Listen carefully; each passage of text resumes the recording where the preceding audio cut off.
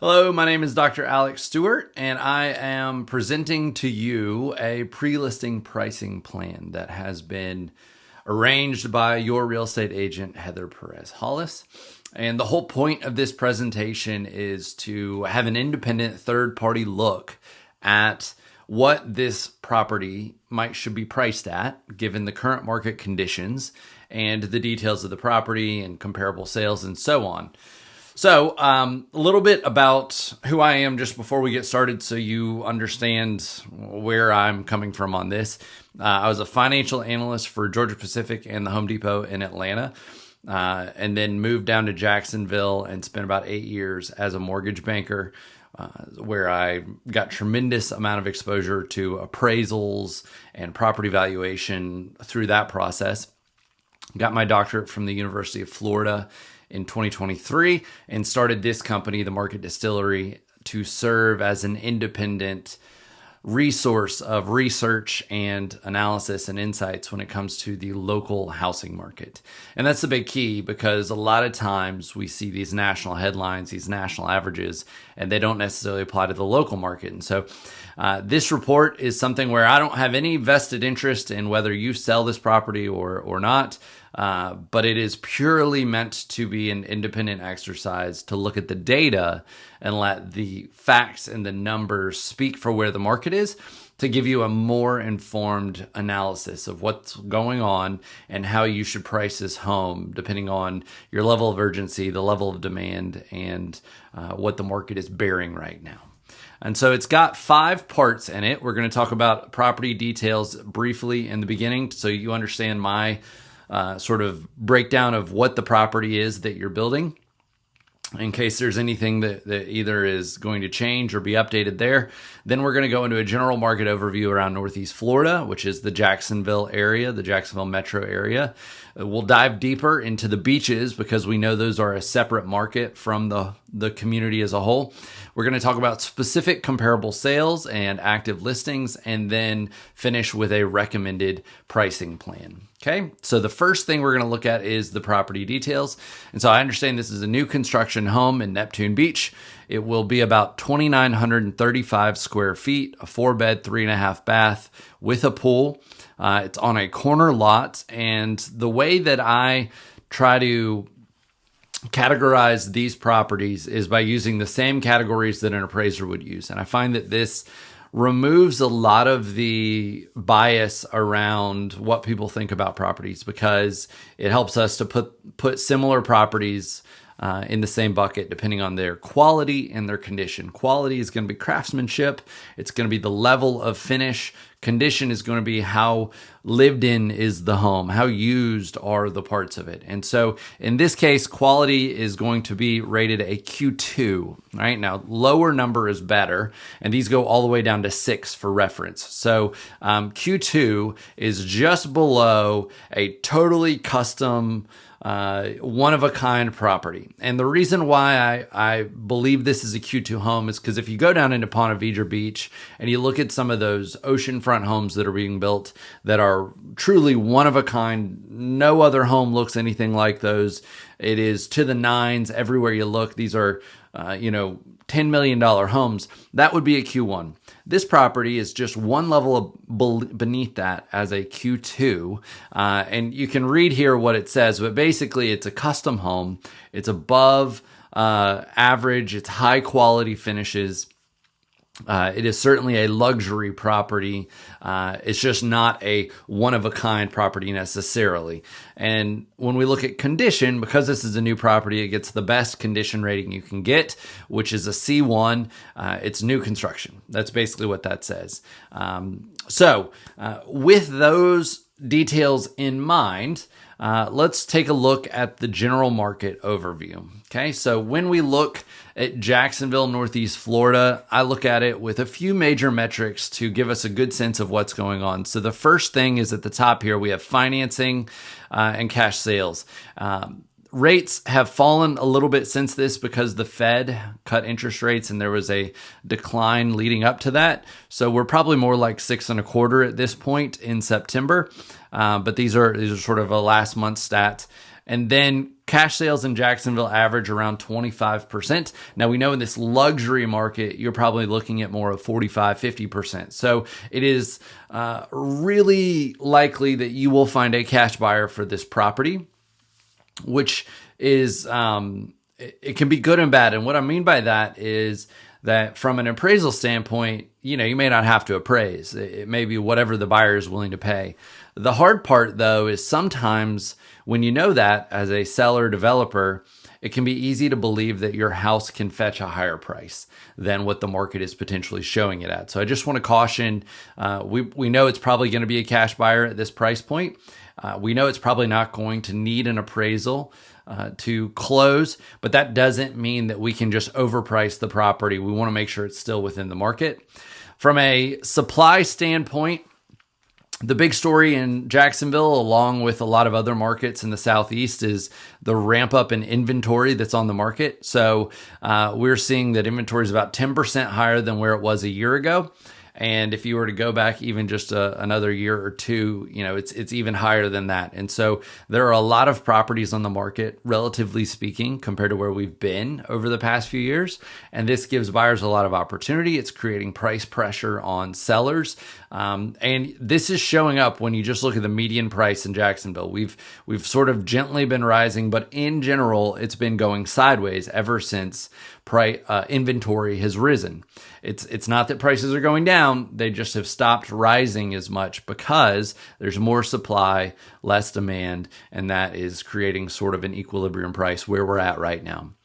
Now, the demand side, when we look at this, we can see that we have peaked out for the year in demand, which we do almost every year in May and June, and closings have started to decline, but we're still seeing around 2,000, 2,500, 2,250. There's a range of around 2,000 sales that we've been seeing since about March.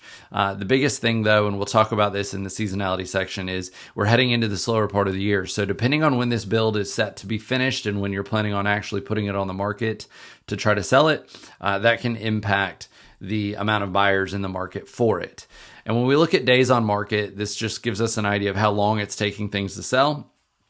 You can see here that days on market rises through the fall into the winter, and then we hit New Year's, and as soon as we get to spring, things start to sell faster, and then we gently start to rise again. So we are at that phase where days on market is starting to rise, and in general, it's about 21% higher than where it was last year. So if we were to summarize what's going on in the market, there is activity, absolutely.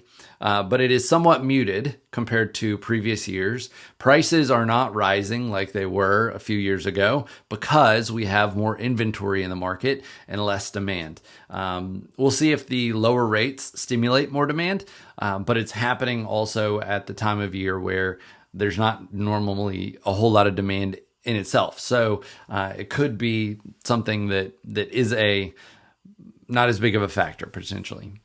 If we look at these seasonal trends, one of the things that I always do is I take this dark blue line. This is 20 years of history of our Northeast Florida market, and it shows us how we see the pattern of our market normally change over each month, right? So this isn't for any specific year. This blue line is the long-term historical pattern. The orange line is what we're experiencing this year. And this gives us a good sense of, are we following normal patterns of our market? Is the market behaving differently? And you can see here just how much inventory increased compared to our normal seasonal patterns. But it has moderated a bit, which is good because it means our market's finding footings and we are stabilizing, but it still is at a relatively high amount of inventory compared to where it's been over the last few years. And as I just said in the previous graphic, it's creating some pricing challenges. From a closed sales standpoint, we are continuing to follow the normal path of our market. It's a little bit elevated compared to the long-term averages, but that makes sense given the population's rising. We have more houses, all of those things. But typically you see a big ramp up to where most of the sales happen between March and July.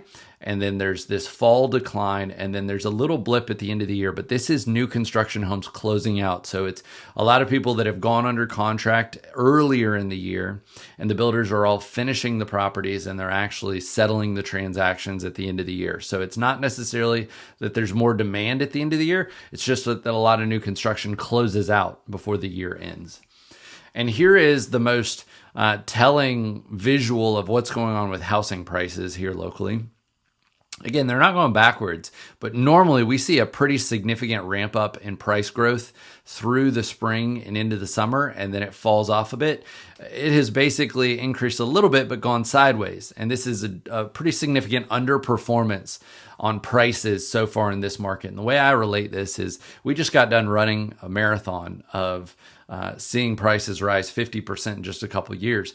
And our market's taken a breather as it is sort of recovering and trying to catch its breath. Now, I'm a wholehearted believer that we will continue to see prices rise over time, given how correlated that is to the Fed printing money and things like that. But right now, we are not seeing just this massive amount of price growth, or even a high level of price growth. It's a very modest level of price growth, if it is, and it depends on the month that you're looking at it. Now, one thing that's really, really important is all about understanding getting the price right up front. Most sellers have a tendency to want to list high, knowing that they're going to negotiate down off that price, and they are looking at the situation like, if I start the price higher, I will finish the price higher. But when we look at the numbers, we can see that there's some telling stats around this. So this is Jacksonville sales.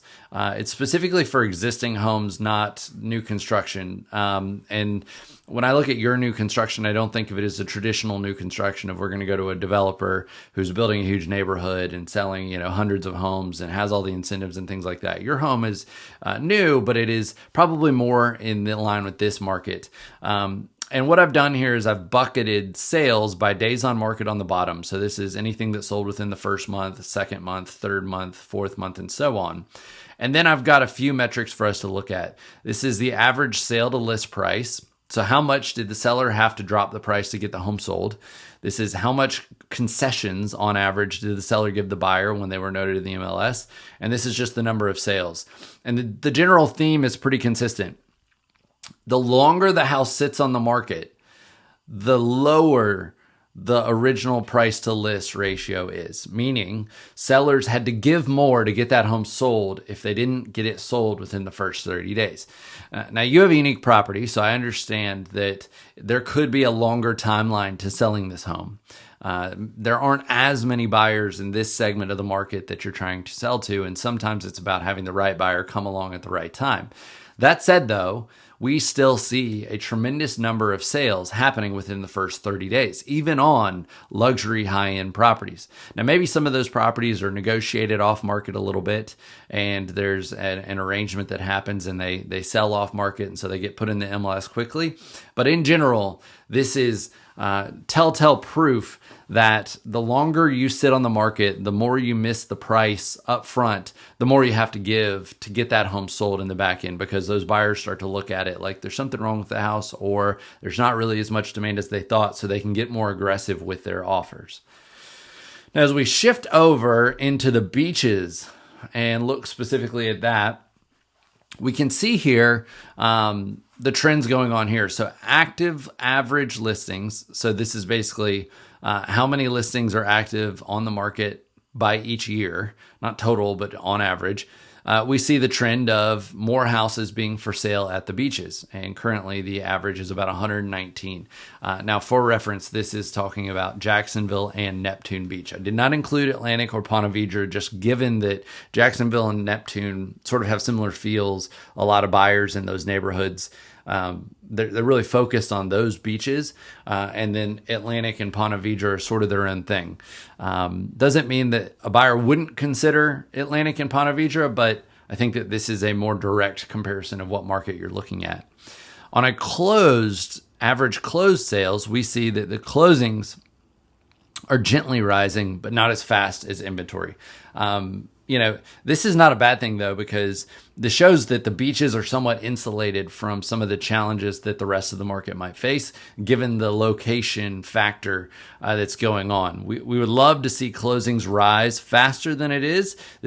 But the fact that it's rising is still a good thing, and tells you that it's always good to have real estate at the beach. It's a relatively healthy market, but there are a lot more options on the market than there were, again, just a few years ago.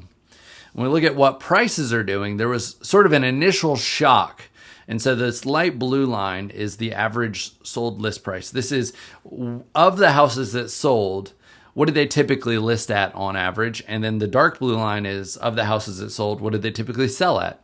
And we can see that when the lines are closer together, it means that the sellers have a lot more control in this market, because they are selling at about what they list at. As the lines spread apart, it means that the sellers and the buyers are a little bit further apart, and so there's more negotiation that happens. What the sellers ultimately end up selling at is a little bbit further away than what they started at. So in general, though, after an interest rate shock where we saw demand slow down and maybe pricing take a little bit of a hit, pricing has continued to rise. And this is, Jacksonville is this sort of growing up city, right? Compared to Atlanta, compared to Nashville, compared to Austin, compared to a lot of the southeastern cities that are sort of mature, we are still on the up and up. And this is where we're starting to see more luxury sales happen. Our price points are starting to get pushed.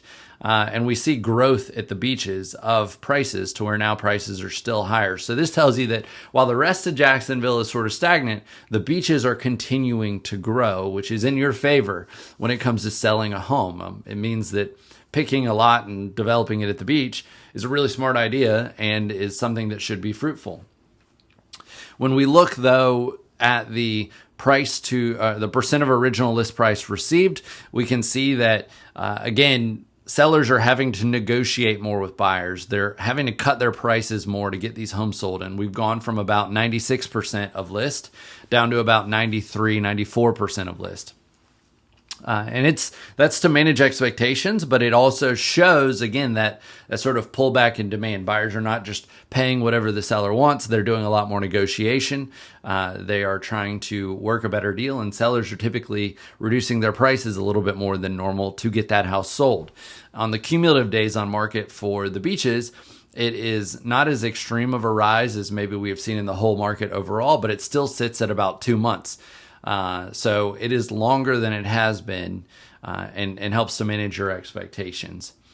Now, one last thing we look at the beaches is showings, and this gives us an idea of how the market is shifting, where price point demand is. And so what I've done is I've pulled 1 million to 5 million in increments of $200,000. And each one of these is showing us the total showings in Jacksonville and Neptune Beach at each price point.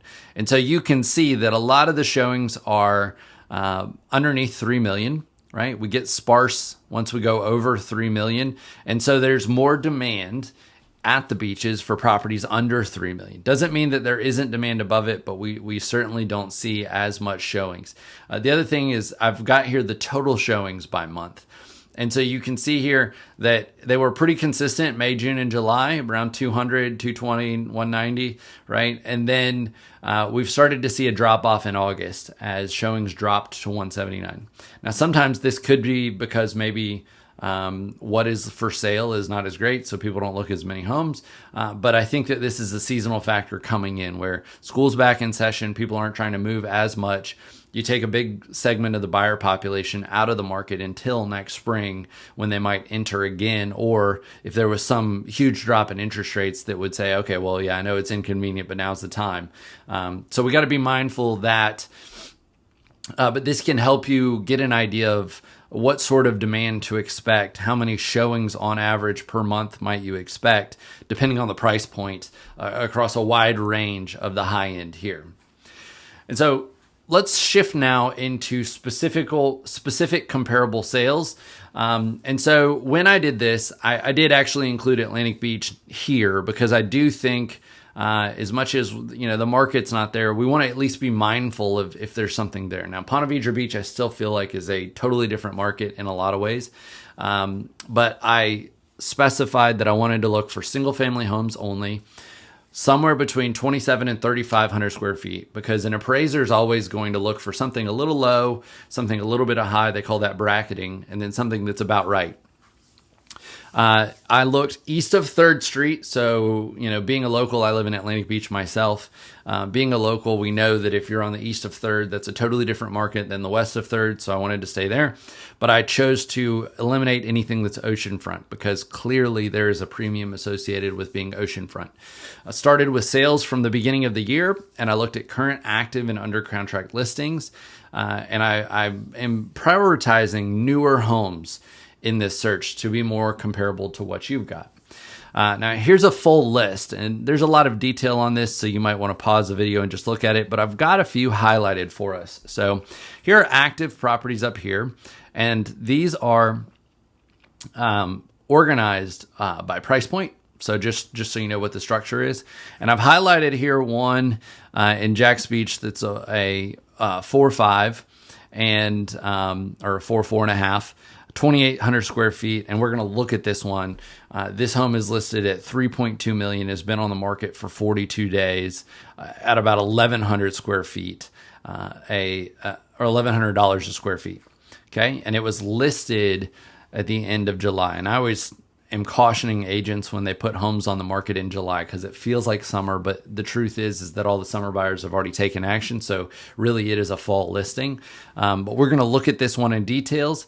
And you see the high range is 3.25, right? And I didn't set a price point limit. I only set a square foot limit. So I'm not capping this at 3.25. That's just what the market's at currently. There's nothing on the market for sale over 3.25. I should say that obviously when you see this and between now and then, the market can change, of course, but that's what we see here. There is one active under contract property. So there's only one house that's being purchased currently, and it's at $3 million, was on the market for 27 days. So like I said, some of these homes do go quickly if they're priced right. And it was about $1,000 a foot. Okay. So, but built in 2017, so older than what you're selling. Then where the rubber really meets the road is down here in closed properties. And the reason why I say that is you probably know is the closed properties are, we know exactly what it sold for. These are transactions that went through, not hopeful prices kind of a thing.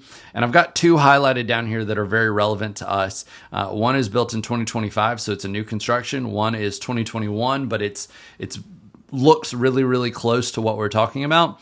And when you look at these, the new construction sold in 11 days, which is encouraging, but it's really important to see this. It started on the market 3,395, sold at 3,3. So really what this tells us is the seller got the price pretty close. Came out the gate, didn't have to adjust the price too much, sold in 11 days at around $1,000 a foot, $1,050, right? And this is 3,100, so it's a little bigger than what you are putting on the market. The next one is, again, in Jax Beach. It's a 4.5 for 34.68, so it's a decent amount bigger than the home that you're building. It's built in 2021, so it wouldn't have as high of a condition rating as yours. Sold for $922 a foot, right? It was on the market for 97 days, which tells us, again, the price wasn't as right. And you see that. It was listed at 3,875. They did price reductions of nearly 400,000 to get it to 349, and then it ultimately ended up selling at 3.2. So, we're talking about $600,000 off of where it finally sold. And so this is really, really good examples of price it right, it's going to sell quickly for about what you listed at. Price it wrong, you could end up doing more price reductions than you need to. And I would argue, you look at this, for $100,000 difference between these two properties, you get a little bit of a bigger home that's older or a little bit of a smaller home that's newer, but it's showing you about where the market is in this case. So let's look at some specifics of these houses. So this is the active listing. This is the very first one we talked about. And, just from the looks of it, I think we'd agree that based on the renderings of the house that you've got, this looks pretty similar. They've got, I don't know if they truly have a rooftop anything going on, but they've at least got railing up there that would tell you that it's probably a patio area at the minimum. It's got ocean views from where it is, which is why you'd want to use that rooftop. And when we look at sort of the finishes and all of this, I think it is very similar to what you are building. Okay. So again, 3,200 or 3.2 million, 1,100 square feet. It is not sold yet. Q2, C1, new construction. So this is competition, right? I think you got to consider this house when you go to sell your house, because if somebody wants new construction that can see the ocean, has this modern look, this is a very viable option. Here is the sold comparable that was new construction. And you can see here it's on a corner lot. It's got a pool. It does have the railing on the roof, but I don't believe that it is an actual usable space. But this is 3 stories with a lot of balcony room. And it has a partial ocean view at a minimum. But you can see the finishes on this are very, very high end, and it's rated the same. Okay. And it sold for 3.3, about 1,050 a square foot. This though sold in the beginning of July. And that's kind of that whole, we don't know exactly who bought this, but that's right in the sweet spot of they timed the market and they sold it very much near the top of the market this year.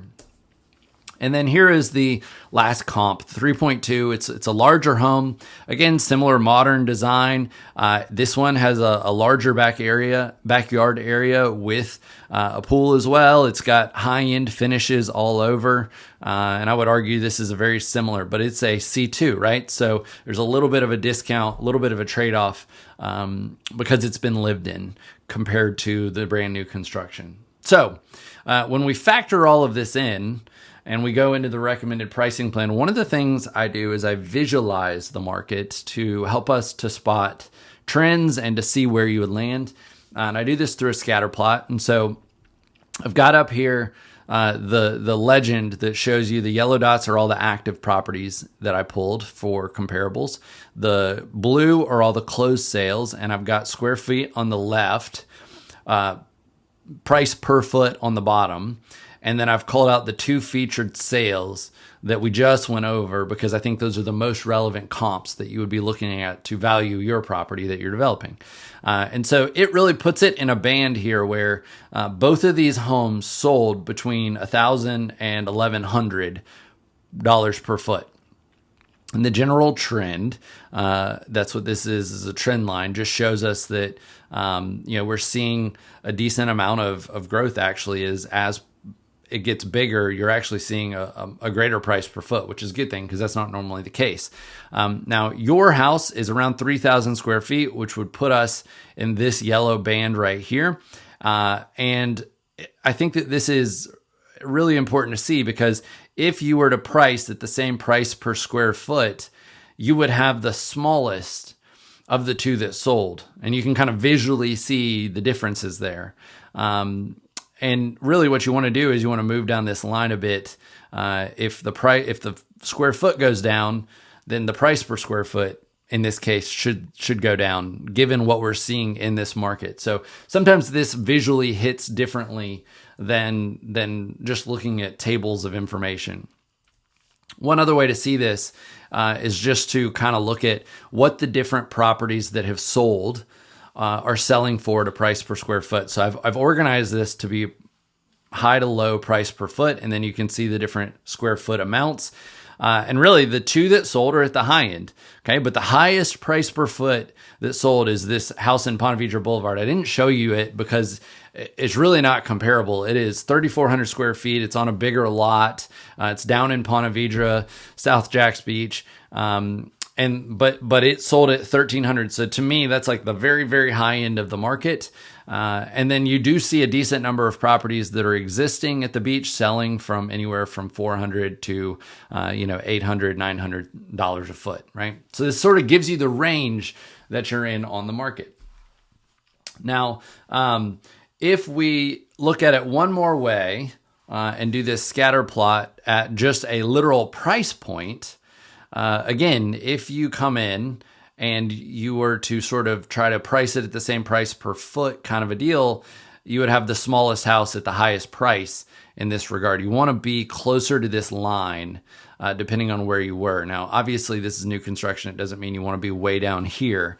But I think that this sometimes helps us to see where would we strategically be positioning our home on the market relative to all the other things, right? We have some active properties that are down here, these yellow dots, but they are active, not sold. We start to get sold far closer to this line as we go down here. So there's some other ones, but they were a little bit larger over here in the 2.5 to 3. So where do we take all this, distill it down, put it into a specific price plan? Here's how I look at it. In general, from the overview, your advantages are the fact that it's a new home, it's on a corner lot, luxury finishes, it's got a pool, and it's near the ocean. Okay. From the challenges, it is rising inventory in the area that presents with more options. There aren't too many challenges with this property other than just buyers do have a lot of options. Maybe it's time of the year, as we'll talk about down here in the seasonal trend.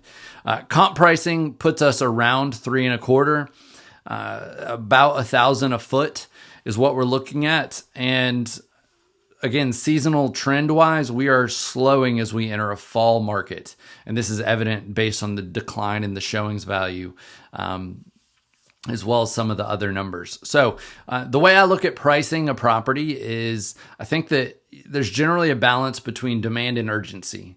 Okay. Sometimes we see cases where people put houses on the market and they sit for a long time, but eventually the right buyer does come on and is interested and can make something happen.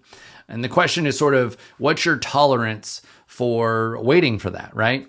If you have a low tolerance for waiting, say the carrying costs of this house are relatively high, or you need to go ahead and get it sold, or whatever it is, or there's just low demand in the market and you want to price it to where it will sell and not just sit, then my recommended pricing is going to be between 2.9 and 3.1. And I would say from a psychological standpoint, you want to definitely be at the 2.9999 rather than the 3 mark, because it puts it in that lower price band that might get more attention.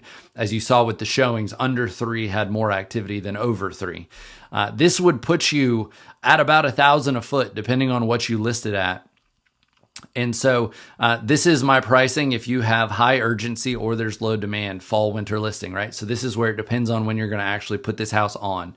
If there's sort of a medium urgency, medium demand, then you might start at 3.2 to 3.4, just depending on.